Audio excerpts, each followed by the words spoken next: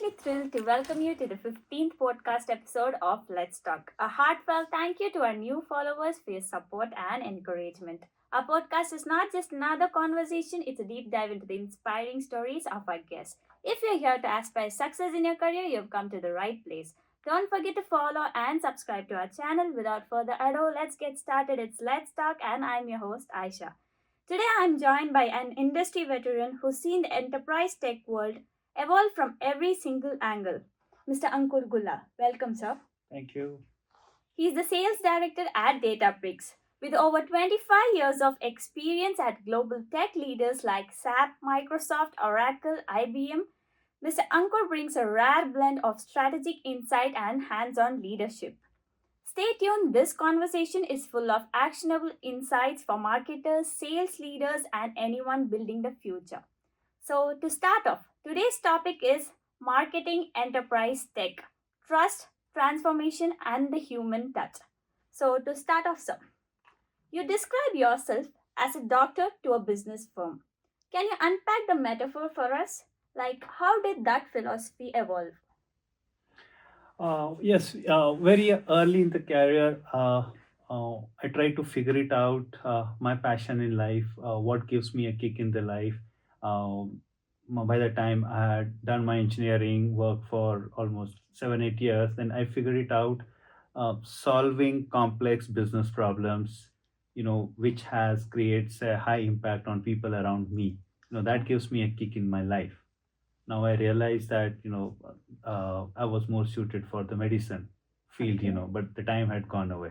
Then I figured it out, how I can do something similar in what I'm doing currently. uh, I figured it out that just like uh, just like a body, just like what doctors does, that a body typically has multiple organs, they need to work together. Similarly, in the corporate world, there are multiple functions. There are essentially seven odd core functions, and then there are sub functions.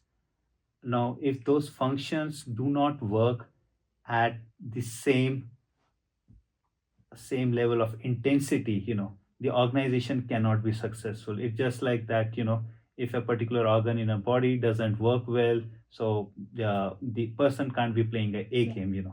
That's when I discussed that I would want to be kind of a generalist, so that I can make the different functions in an organization work cohesively with specialization in sales and marketing. And I see this problem very frequent in the corporate world, that some functions are good, some functions work subpar out there. How do we kind of integrate, make them work together? So that is how I coined that I would want to be solving business specific problems. How do I kind of make the different functions work in line with the objectives and visions of an organization? That's really interesting, sir. So, you mentioned continuous learning and unlearning. So, can you share a recent example of something you had to unlearn? And maybe I'll take a step back and saying, whenever there is a new experience, we typically learn two things. One, we learn the foundations, which is the basic principles and foundations, things, natural laws which don't change. Okay. But along with that, we also learn something around the context. While it's a good because it's very contextual to a particular business scenario, but along with the context, we also knowingly, unknowingly learn the associated biases. Yeah. And when we try to apply the same thing in a different scenario, because of our biases, once in similar situation, when we were successful in one organization, in another organization, that typically leads to failure. So what I try to consciously do is, while I understand the basic laws governing a situation, how to think about that, I'm very careful about the context, because context can change. I'll give you an example. I was of the perception that enterprise software sales, that process can be done only by field teams, in person engagements with the customers. But in one of the organizations that I worked with, Oracle, I was challenged to do the same thing, working as an inside sales process. After initial hesitation, then I realized that both have its pros and cons, and actually enterprise software sales can be done equally well through an inside through a remote channel as well. Okay. So not to have, that's what I decided to unlearn and ensure that going forward I do not make those opinions or judgments based on a particular context. That's great, sir. So, how do you see the future of marketing evolving in the AI as a big data, especially in B2B enterprise sales? See, the first disruption in the marketing happened with the advent of internet, and then got accentuated by the popularity of the mobile. What it enabled was the hyper personalization got possible with big data and AI for the B2B as well. Okay. And going forward, I see the mass media marketing becomes less relevant. Hyper personalization, very very specific, contextual, intelligent marketing engagements start happening with the customers at scale. And I see the blurring of the division between sales, service, and marketing will further get accentuated, and maybe the designation or the persona of chief marketing officer may not exist today. The technology has intertwined very very closely with the marketing function. So it is the head of the business who is required to also do the marketing or marketing campaigns for an organization. That's really fantastic insight, sir. So, at Databricks, data is the heart of everything. So, how can marketers use data more effectively to personalize and sharpen their messaging? It's possible to use the big data, use the traditional AI ML, and now the Gen AI capabilities to do hyper personalization at scale on a real time basis.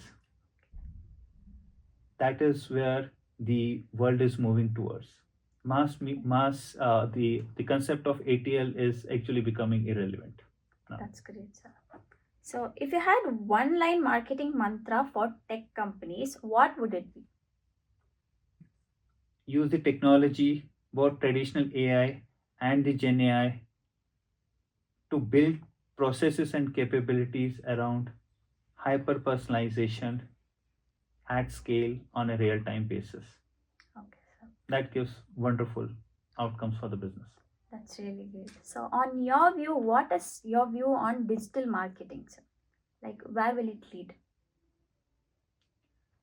Digital marketing, digital. So a couple of changes that I see. As I said, there will be a blurring of the sales, service, and marketing. It will actually eventually lead to as a one function, driven primarily by the technology. The hyper personalization, that means the engagement, the contextual marketing campaigns at scale is very much possible now. And gone are the days when it used to take a week or a month to revert. So now the technology has enabled that all the campaigns, all the engagements with the customer is possible on a real time basis uh, throughout the day. Thank you, sir. So, let's have a quick rapid fire round session. Sure. Info. So, the brand you admire the most? Tata. That's great. One marketing buzzword you would wish would disappear? Above the line marketing. Great. So, most underrated skill for a tech marketer? Common sense. Okay. Your favorite marketing podcast or a book? I have this favorite book, Good Strategies, Bad Strategies by Richard Immelt. Okay, sir. So, thank you so much for the insightful session, sir. I'm sure our viewers would have gained a lot of valuable insights from you. Yeah. Thank you for inviting me. You have a wonderful people, wonderful staff, and a mind-boggling campus. So, All the thank you best. so much. Yeah. Thank you. Thank you. So, until next time, keep watching Let's Talk, and I'm your host, Aisha, signing off.